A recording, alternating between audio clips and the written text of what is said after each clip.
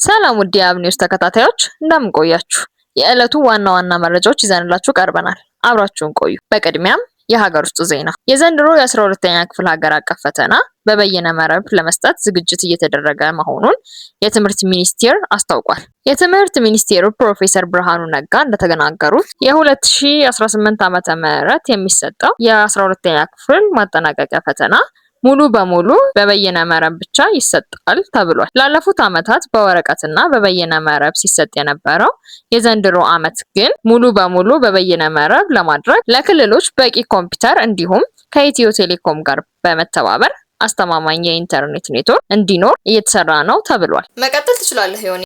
እንደምን ውላችኋል ውድ የአብ ኒውስ ተከታታዮች። የኢትዮጵያ ቡናና ሻይ ባለስልጣን ባለፉት 6 ወራት ከቡና ወጪ ንግድ ከ1.3 ቢሊዮን ዶላር በላይ ገቢ ማግኘቱን ገለጸ። የቡና ዘርፉን ከዚህ በላይ ውጤታማ ለማድረግና ጥራቱንና ምርታማነቱን በማሳደግ የገበያ አድማሱን ለማስፋት እንዲሁም ዲጂታላይዜሽን እና ዘመናዊ አሰራሮችን ተግባራዊ ማድረጋቸውን የባለስልጣኑ ዋና ዳይሬክተር አቶ ሻፊ ኡመር አስታውቋል። በምርት ጥራትና መጠን ላይ በተደረገ ክትትልና ርብርብ የኢትዮጵያ ቡና በዓለም አቀፍ ደረጃ ተፈላጊ እንዲሆንና የኢትዮጵያን ቡና መዳረሻዎች አገራት ከ84 በላይ ለማድረስ መቻላቸውን ጠቁመዋል። ባለስልጣኑ እንዳሉት በ2018 በጀት ዓመት አጠቃላይ 600 ሺህ ቶን ቡና ለውጭ ገበያ በማቅረብ 3 ቢሊዮን ዶላር ለማግኘት አቅደው በትጋት እየሰሩ መሆናቸውን ተናግረዋል። ወደ ቀጣይ እናልፋለን። ከፍተኛ የሕክምና ባለሙያዎች ባደረጉት ጥምረት የተመሰረተው ዶክተር ሳሊያንስ ጀነራል ሆስፒታል በ1.2 ቢሊዮን ብር ወጪ ተገንብቶ ተመርቋል። የሆስፒታሉ አገልግሎት በቴክኖሎጂ የታገዘ ወረቀት አልባ በሆነ አሰራር የሚሰራ ሲሆን ይህም የታካሚውን መረጃ በዘመናዊ መንገድ ለመያዝና ፈጣን አገልግሎት ለመስጠት ያስችላል ተብሏል። በአሁኑ ወቅት ከ100 በላይ በሆኑ አልጋዎች አገልግሎት መስጠት መጀመሩና ከ100 በላይ ለሆኑ ዜጎች የስራ ዕድል መፍጠሩን ታውቋል። በቀጣይ ከውጭ ወዳገኘናቸው ዜናዎች የምናልፍ ይሆናል።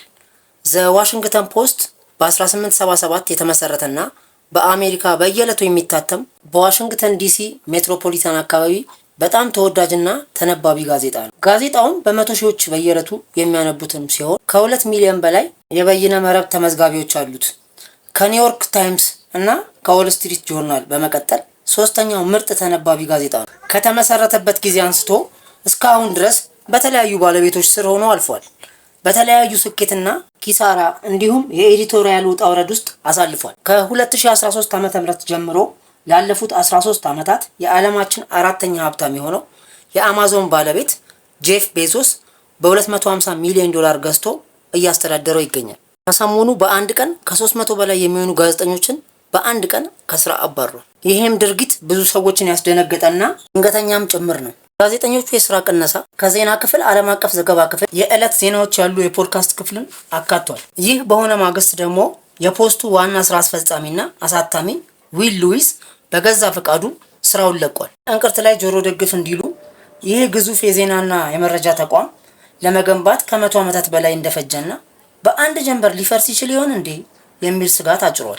የጋዜጣው የቀድሞ ኤዲተር ማርቲን ባሮን እንዳሉት ዓለም ላይ ትልቅ የሆነው የዜናና የመረጃ ተቋም አስከፊና ጨለማውን ጊዜ እያሳለፈ ነው በማለት ገልጸውታል። ከአትላንታ ጆርጂያ ወጣ ብሎ በሚገኘው መኪኖች በሚበዙበት መንገድ ላይ አነስተኛ አውሮፕላን ማረፏ ተገለጸ። ከማረፏ በፊት ፓይለቱ ለአየር ትራፊኮቹ ባስተላለፈው መልእክት በሰላም የምናርፍ አይመስለኝ፣ ለባለቤቴ ሞሊ እንደምወዳት ንገሩልኝ፣ ለቤተሰቦችም እንደምወዳቸው አሳውቁልኝ ብሎ ነበረ። በአካባቢው የነበሩት ፖሊሶች እንደተናገሩት አንድም የኤሌክትሪክ ገመድ ሳይቋረጥ ከ100 የሚበልጡ ተሽከርካሪዎች ባሉበት መንገድ ላይ 3 መኪኖችን ገጭቶ መቆሙ እና በሰዎች ላይ መጠነኛ ጉዳት ብቻ መድረሱ አንድም ሰው አለመሞቱ በጣም ተአምር ነው ተብሏል።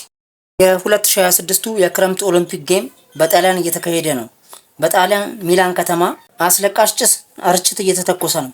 ይህም ተቃውሞ ሰልፍ ኦሎምፒኩ እየተከናወነ ያለው ለተማሪዎችና ለቤት ፈላጊዎች መዋል ባለበት ሀብት ነው፣ ካለ አግባብ ውሏል፣ እናም ኑሮ ተወዶብናል፣ ለኦሎምፒክ የተሰሩትን መሰረተ ልማቶች አርቲፊሻል በረዶም ከፍተኛ ውሃና የኤሌክትሪክ ኃይል ይጠቀማሉ በሚሉ አክቲቪስቶች ነው።